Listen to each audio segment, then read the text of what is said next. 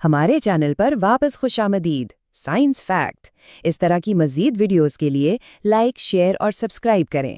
آج ہم MATH science class 5 کے بارے میں سیکھ رہے ہیں۔ کبھی سوچا ہے کہ ہمارے جسم کے اندر کیا ہے؟ چلیں آج ہم انسانی جسم کے اندرونی رازوں کو جاننے کے لیے ایک دلچسپ سفر پر نکلتے ہیں۔ آج کی سفر میں ہم 6 اہم پڑاؤ پر روکیں گے۔ سب سے پہلے تو ہم دیکھیں گے کہ ڈاکٹرز ہمارے جسم کے اندر جھانکتے کیسے ہیں، پھر ہم اپنے اندرونی اعضاء سے ملیں گے۔ اس کے بعد ہم اپنے جسم کے طاقتور پمپ یعنی دل اور سانس لینے کے نظام کو سمجھیں گے۔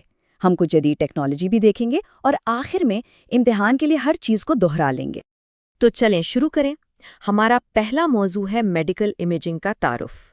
یہ ایک طرح سے ایک جادوئی کھڑکی کی طرح ہے جس سے ہم انسانی جسم کے اندر اسے کھولے بغیر دیکھ سکتے ہیں۔ ذرا سوچیں کہ کسی کی ہڈی میں کوئی مسئلہ ہے اور ڈاکٹر کو یہ دیکھنے کی ضرورت ہے کہ اندر سب کچھ ٹھیک ہے یا نہیں، تو وہ ایک خاص قسم کی تصویر لیتے ہیں۔ اچھا، اس تصویر کو کیا کہتے ہیں جس سے جسم کے اندر کی ہڈیوں اور دوسرے حصوں کی خرابی کا پتہ چلایا جاتا ہے؟ کیا یہ A تھرمامیٹر ہے، B فوٹو یعنی ایکس رے، C مائکروسکوپ یا پھر D انجیکشن؟ جی ہاں، صحیح جواب ہے B فوٹو یعنی ایکس رے۔ اچھا، ایکس رے ہمیں اندر دیکھنے میں تو مدد کرتا ہے، تو آئیے دیکھتے ہیں کہ اندر آخر ہے کیا۔ اب ہم اپنے جسم کے اندرونی نظام یعنی اندرونی اعضاء کو سمجھیں گے اور یہ بھی جانیں گے کہ وہ ایک ٹیم کی طرح مل کر کیسے کام کرتے ہیں۔ دیکھیے، ہمارے جسم کے اندر بہت سے اہم حصے ہیں جنہیں ہم اندرونی اعضاء کہتے ہیں، جیسے دماغ ہمارے سر میں ہے اور دل اور پھیپھڑے ہمارے سینے میں ہیں۔ تو سوال یہ ہے کہ ان میں سے کون سا عضو ہمارے پیٹ میں ہوتا ہے؟ A دماغ، B پھیپھڑے، C معدہ یا D دل؟ بالکل ٹھیک، صحیح جواب ہے C معدہ، جہاں ہمارا سارا کھانا ہضم ہوتا ہے۔ ذرا سوچیں، جب کوئی کرکٹ میں کیچ پکڑتا ہے آنکھیں گیند کو دیکھتی ہیں، دماغ فوراً فیصلہ کرتا ہے اور ہاتھ پاؤں حرکت کرتے ہیں۔ یہ سب ایک ساتھ ہوتا ہے۔ تو جب جسم کے تمام اعضاء اس طرح ایک ٹیم کی طرح مل کر کام کرتے ہیں تو اسے کیا کہتے ہیں؟ کیا یہ A ورزش ہے، B ہم آہنگی، C طاقت یا D حرکت؟ جی صحیح جواب ہے B ہم آہنگی۔ ہمارے جسم کا باس کون ہے؟ یہ ہمارے سر میں کھوپڑی کے اندر بالکل محفوظ ہے۔ یہ سوچتا ہے، فیصلے کرتا ہے اور جسم کے باقی حصوں کو بتاتا ہے کہ بھئی اب کیا کرنا ہے۔ یہ بالکل ایک جہاز کے کپتان کی طرح ہیں۔ تو سوچنے اور فیصلہ کرنے کا یہ اہم کام کون کرتا ہے؟ A دل، B معدہ، C دماغ یا D ہاتھ؟ بالکل صحیح اندازہ لگایا، یہ ہے C دماغ۔ اچھا، اگر دماغ کپتان ہے تو جسم کو چلانے کے لیے ایک انجن کی بھی تو ضرورت ہے نا۔ اب ہم اسی انجن یعنی ہمارے دل اور خون کی گردش کے نظام کے بارے میں بات کریں گے۔ ذرا اپنا ہاتھ سینے کے بائیں طرف رکھ کر دیکھیں، محسوس ہو رہی ہے وہ دھک دھک؟ وہ ہمارا دل ہے جو ایک ایسے زبردست پمپ کی طرح کام کرتا ہے جو کبھی رکتا ہی نہیں۔ یہ خون کو ہمارے پورے جسم میں بھیجتا ہے، بالکل ویسے ہی جیسے گھر میں پانی کا پمپ ہر نلکے تک پانی پہنچاتا ہے۔ تو یہ اہم عضو ہمارے سینے میں کہاں ہوتا ہے؟ A دائیں طرف، B بائیں طرف، C بیچ میں یا D پیچھے؟ یہ ہے B بائیں طرف۔ خون ہمارے جسم میں آپ سمجھ لیں سڑکوں کے ایک نیٹ ورک کی طرح سفر کرتا ہے۔ کچھ سڑکیں بڑی شاہراہیں ہیں اور کچھ بہت ہی پتلی گلیاں ہیں۔ ان سب سے پتلی بال جیسی باریک ناریوں کو کیا کہتے ہیں؟ A شریان، B ورید، C عروق شیلی یا D نس؟ صحیح جواب ہے C عروق شیری۔ دل سے خون کا پورے جسم میں جانا اور پھر واپس دل میں آنا، یہ ایک مسلسل چکر ہے۔ یہ ایک ایسی ڈیلیوری سروس کی طرح ہے جو کبھی نہیں رکتی۔ اس پورے عمل کو کیا کہتے ہیں؟